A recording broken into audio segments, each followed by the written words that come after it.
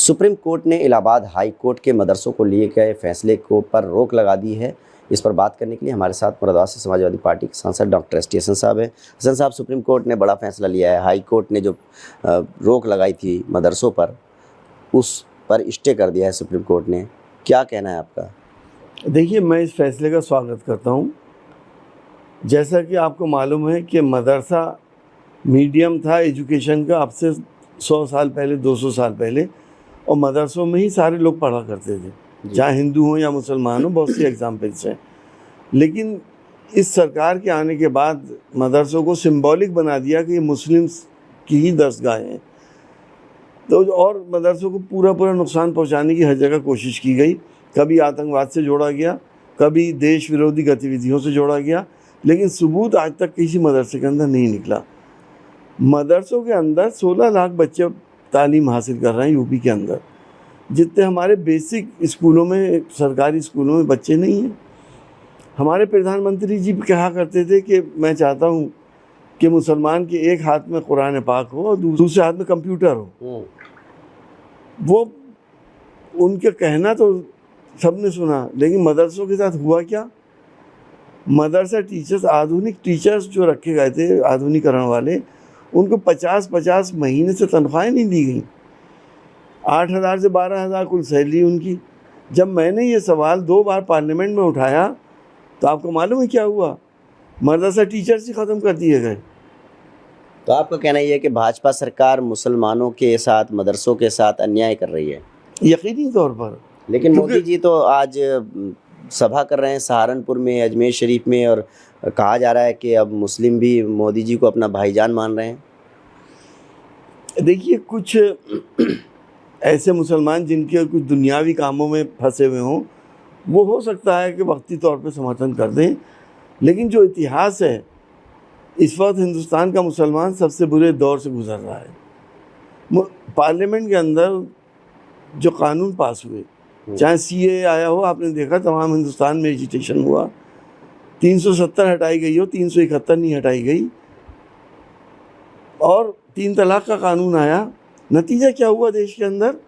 नतीजा ये हुआ कि किसी को हिजाब पे परेशानी हुई, किसी को नमाज पे हुई, किसी को मदरसे पे हुई, किसी को अजान पे हुई, किसी को मस्जिद पे हुई। क्या ये वही देश है बापू का, जिसमें हम सब साथ मिलके एक साथ एक तहखाने में एक तरफ पूजा होती, दूसरी तरफ नमाज पढ़ी जाती थी और देश को आज़ाद कराया था? तो आपको क्या लगता है, मोदी जी जो आज चुनाव प्रचार कर रहे हैं, सहारनपुर में करेंगे, जो मतलब पहले चरण में जहाँ पे मतदान होना है, मोदी जी का ज़बरदस्त आज कार्यक्रम है, तो क्या मुस्लिम मतदाताओं का साथ भाजपा को मिलेगा कुछ थोड़ा बहुत? देखिए, एज ए मुसलमान मैं ये बात कह सकता हूँ कि कोई भी मुसलमान दिल से भाजपा को वोट नहीं दे सकता। ये जो सब बातें मैंने आपको बताई, इससे एक और ख़तरनाक बात इससे हुई थी इससे पहले, कि एक लेडी ने हमारे आका सल्लल्लाहु अलैहि वसल्लम की शान में गुस्ताखी करी।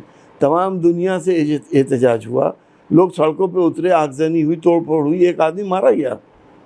और उस लेडी को 2 घंटे की जेल नहीं हुई थी। मामूली बातों पे लोग जेल चले जाते हैं। तो वो मुसलमान एहसास कर रहा है, क्योंकि हमारा ईमान मोहम्मदुर रसूलुल्लाह के ऊपर है। अगर उनकी शान में गुस्ताखी करने वालों को हम साथ देंगे, तो अपने ज़मीर से हमें ये पूछना चाहिए कि हम कैसे ईमान वाले हैं। अब भाजपा का जो अल्पसंख्यक मोर्चा है उत्तर प्रदेश में, वो एक मुहिम चला रहा है कि इस बार जो पोलिंग बूथ होंगे वहाँ पर भाजपा की बुरखे वाली महिलाएं जो है पोलिंग एजेंट होंगी, और जो बुरखे की आड़ में फ़र्ज़ी वोटिंग होती रही है, इस तरह के आरोप लगाए हैं, तो उसको रोकेगी। ये आपको कैसा लगता है? वो महिलाएं भी फर्जी होंगी, वो मुसलमान नहीं होंगी, बुर्का पहने हुए होंगी। तो ये तो साम दाम दंड भेद सभी चीज़ें इस्तेमाल करते हैं। हमें होशियार रहना है। हमें देश में अपना प्यार, मोहब्बत, गंगा जमनी तहजीब को बचाना है, हिंदू मुस्लिम इत्तेहाद को बचाना है। अच्छा, स्थानीय चुनाव प्रचार की बात करें तो लगातार आप जो है कहीं दिखाई नहीं दे रहे। जो सपा प्रत्याशी है रुचि वीरा मुरादाबाद से, उनसे आप नाराज़ बताए जा रहे हैं, तो क्या चुनाव प्रचार करेंगे पार्टी के लिए? देखिए, मैंने पहले ही ऐलान कर दिया कि मैं इस कैंडिडेट का प्रचार नहीं करूंगा। मेरी नाराज़गी हो ना हो, लेकिन मेरे मुसलमान भाइयों की बहुत नाराज़गी है। अगर हम मुरादाबाद जैसी सीट से भी मुस्लिम कैंडिडेट नहीं लड़ेंगे तो हम कहाँ जाएंगे आखिर? जहाँ पे से 48% मुस्लिम्स हों, तो अगर मैं प्रचार करता हूँ तो वो सब मुझसे नाराज़ होंगे।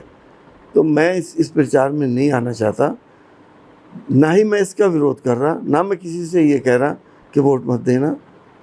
मेरी आइडियोलॉजी अगेंस्ट बीजेपी है, अगेंस्ट सांप्रदायिकता है। मेरी आइडियोलॉजी हिंदुस्तान के साथ है, हिंदुत्व के साथ नहीं है। लेकिन एक चिट्ठी वायरल हुई थी जिसमें आखिरी दिन 27 मार्च को उस चिट्ठी में लिखा गया था कि दोबारा रुचि वीरा का काट करके आपको प्रत्याशी बनाया जाता है। तो क्या कौन लोग हैं जिन्होंने आपका टिकट कटवाया? क्या लगता है आपके खिलाफ साजिश हुई? क्या अखिलेश जी ने उसके बाद कोई बात की आपसे, कहा कि आप प्रचार करो नहीं करो? देखिए, अखिलेश जी मुझे चाहते थे कि मैं चुनाव लड़ूं, मुझसे कहा भी था कि आप फिक्र मत करो, आप ही चुनाव लड़ोगे। उन्होंने लास्ट डे चार्टर्ड प्लेन से सारे कागज़ भेजे, लेकिन यहाँ के एक स्थानीय नेता जो बाहर के हैं उन्हें ट्रैप कर लिया और रामपुर ले गए। रामपुर में इतना टाइम लगा दिया कि यहाँ का वक्त गुजर गया। 3:02 के ऊपर मेरे पास व्हाट्सएप आता है कि आप डीएम साहब से मालूम कर लें, हम कागज़ भेज रहे हैं, उनका निरस्तीकरण का लेटर आप इन्हें डीएम साहब को दे दिए। जब टाइम निकल गया था, डीएम साहब कैसे कर देते, उन्होंने मना कर दिया, जाहिर सी बात है। तो एक साजिश हुई मेरे खिलाफ, जबकि अखिलेश जी पूरी तौर से मेरे साथ थे। अखिलेश जी ने यही चाहा था कि मैं लड़ूं। बड़े नेता, उनके परिवार के लोग सब मेरे साथ थे। लेकिन यहाँ पर जो बसपा के प्रत्याशी हैं मोहम्मद इरफान सैफ़ी, वो आपको बड़ा भाई बता करके लोगों से मुस्लिम इलाकों में वोट मांग रहे हैं कि उनके साथ अन्याय हुआ है, स्टेशन साहब के साथ, आप एक हो जाइए, हमें वोट करिए। तो इससे तो उनको लाभ हो सकता है। देखिए, कौन मेरा इस्तेमाल करके वोट ले, ये उसका परव्यू है, लेकिन मैं दिल से गठबंधन के साथ हूँ, मुरादाबाद के अलावा। मतलब मुरादाबाद में गठबंधन प्रत्याशी, सपा प्रत्याशी रुचि वीरा को आप समर्थन नहीं देंगे?